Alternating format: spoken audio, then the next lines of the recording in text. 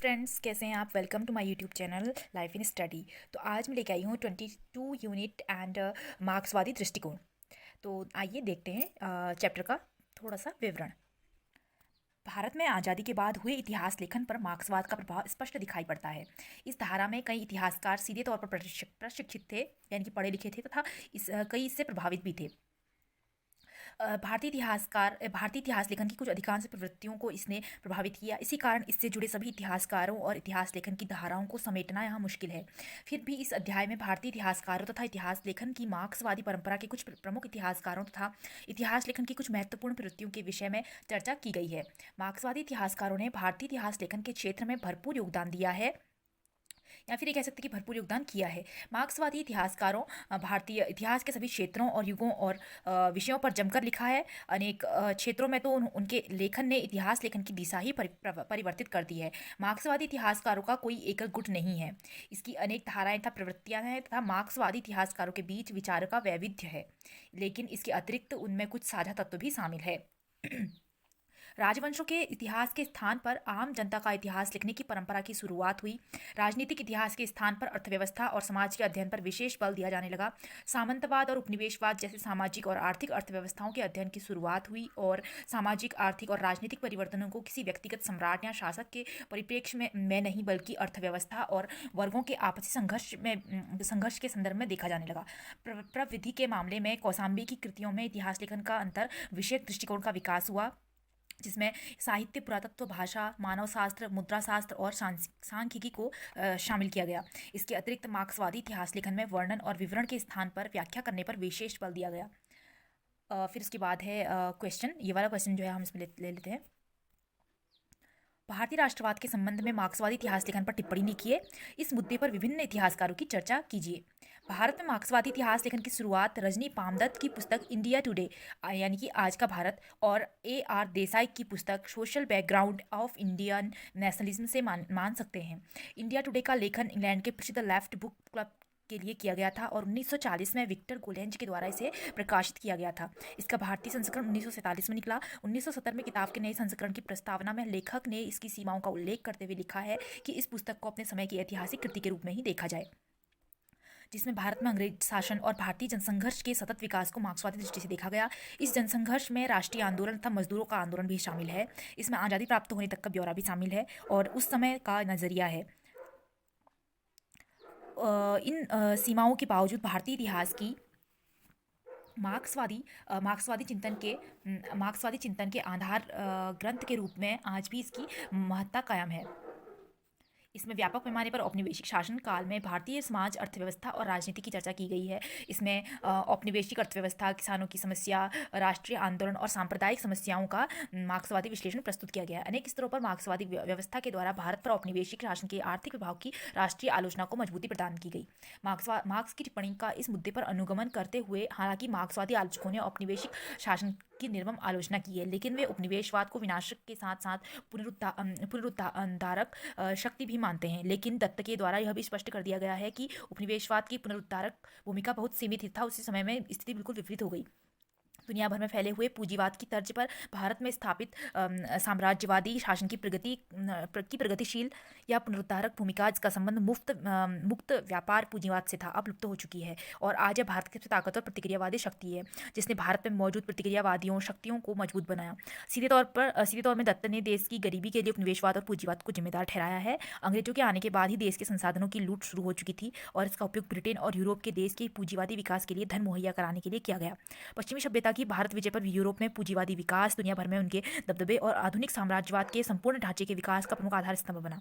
तो शताब्दियों तक यूरोप का इतिहास बहुत हद तक भारत पर अंग्रेजों के आधिपत्य से परिचालित होता रहा। दत्त के द्वारा भारत के साम्राज्यवादी शासन के संपूर्ण काल को 3 चरणों में विभाजित किया गया है। इसमें कुछ फेरबदल करके अब विशेष रूप में मार्क्सवादी दृष्टिकोण के बीच पहले चरण को व्यापारिक पूंजीवाद का चरण कहा गया है, जिसका प्रतिनिधित्व ईस्ट इंडिया कंपनी ने किया, और 18वीं शताब्दी तक यह जारी रहा। इसके पश्चात औद्योगिक पूंजीवाद का जन्म हुआ, जिसने 19वीं शताब्दी में भारत के शोषण के नए आधार स्थापित किए। तीसरे चरण को वित्तीय पूंजीवाद कहा गया, जिसकी शुरुआत 19वीं शताब्दी के अंतिम वर्षों में हुई, और 20वीं शताब्दी तक यह फलता फूलता रहा। व्यापारिक पूंजीवाद के दौर में भारतीय व्यापार पर ईस्ट इंडिया कंपनी का एकाधिकार स्थापित हो गया। इसके साथ ही साथ 18वीं शताब्दी के उत्तरार्ध में अंग्रेजों के क्षेत्र के क्षेत्रीय नियंत्रण में भी बढ़ोतरी हुई। इसका एकाधिकारपूर्ण नियंत्रण के साथ साथ औपनिवेशिक राज्य ने प्रत्यक्ष रूप में भारत से धन लूटना शुरू किया। इस लूट में कंपनी के नौकरों ने भी निजी तौर पर खूब लूट मचाई। इस लूट से प्राप्त अपार धन को इंग्लैंड भेजा गया, जिसके फलस्वरूप वहाँ औद्योगिक क्रांति सफल हुई। इसके पश्चात इंग्लैंड के कारखानों में तैयार सामान को बेचने के लिए बाजार की खोज की जाने लगी और भारत, जो कभी पूरी दुनिया को सूती कपड़ा उपलब्ध कराता था, सूती कपड़ों का आयातक बन गया। इसके बाद ईस्ट इंडिया कंपनी के एकाधिकार को हटाने की बात की जाने लगी और 1858 के बाद ऐसा ही हुआ। भारत का शासन इंग्लैंड के सम्राट के हाथों में चला गया। इसके पश्चात भारत के बाजार इंग्लैंड के सामानों से भर गए। प्रथम विश्व युद्ध 1914 से 18 के बाद भारत में साम्राज्यवाद का एक नया युग शुरू हुआ। नजराना वसूल करने के पुराने तौर तरीके तो कायम थे ही और भारत इंग्लैंड के सामानों का बाजार भी बना रहा, लेकिन इसके साथ साथ भारत में पूंजी निवेश पर भी बल दिया जाने लगा। दत्त ने बताया कि 1914 तक यह स्पष्ट हो चुका था कि व्यापार, विनिर्माण और जहाजरानी के से हुए कुल मुनाफे की अपेक्षा निवेशित की गई और सीधे तौर पर वसूले किए गए नजराने का मुनाफा और ब्याज कहीं अधिक था।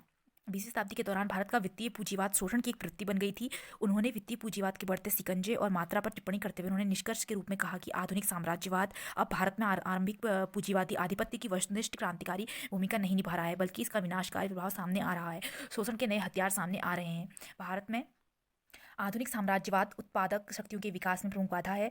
उसका वित्तीय और राजनीतिक आधिपत्य इनके विकास को अवरुद्ध कर रहा था, अभी कर रहा है, कह सकते हैं। अब भारत में पूंजीवादी शासन की वस्तुनिष्ठ क्रांतिकारी भूमिका की चर्चा अनावश्यक है। भारत में आधुनिक साम्राज्यवाद की भूमिका पूरी तरह से प्रतिक्रियावादी है। दत्त ने भारतीय राष्ट्रवाद पर भी अपने विचारों को प्रस्तुत किया है। 1857 क्रांति के संबंध में वे लिखते हैं कि इस क्रांति नेतृत्व रूढ़िवादी और सामंत ताकतों तथा गद्दी से हटाए गए असंतुष्ट लोगों के हाथ में था।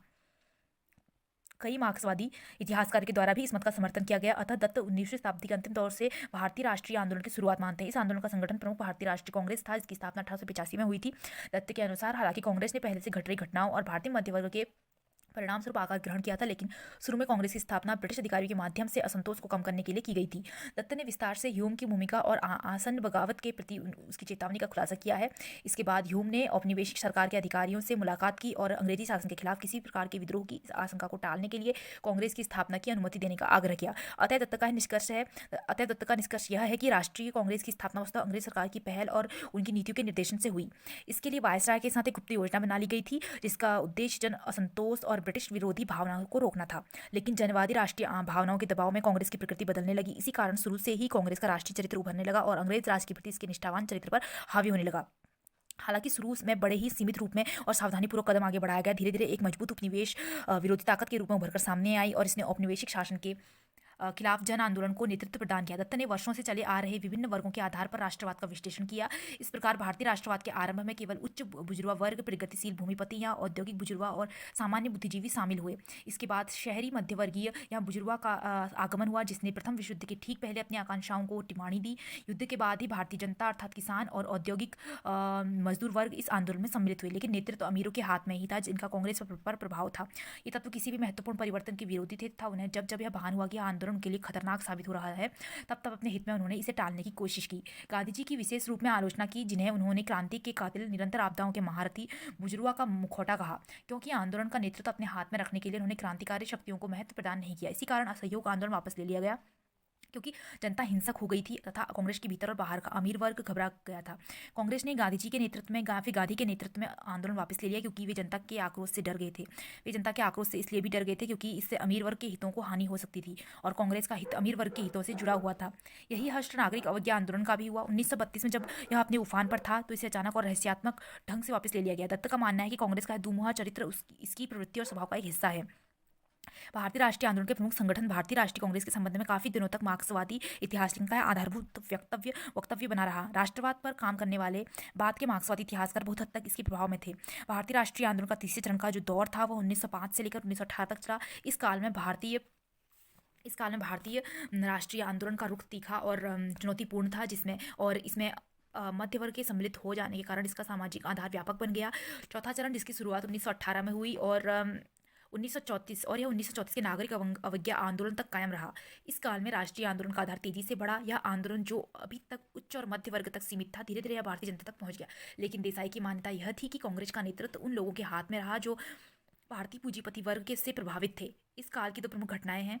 1920 के दशक के अंत में इस अवधि में साम्यवादियों और समाजवादी समूह का जन्म हुआ, जिन्होंने राष्ट्रीय कार्यसूची में जनहित के मामले भी रखे। दूसरी ओर इस काल में सांप्रदायवादी ताकतों का सशक्तिकरण हुआ, जिनके द्वारा समाज को विभाजित करने का प्रयास किया गया। तो यहाँ पे ही क्वेश्चन का आंसर जो है समाप्त होता है। Okay, thank you so much friends for watching my channel, and please subscribe my channel and comment, share, like. Thank you so much.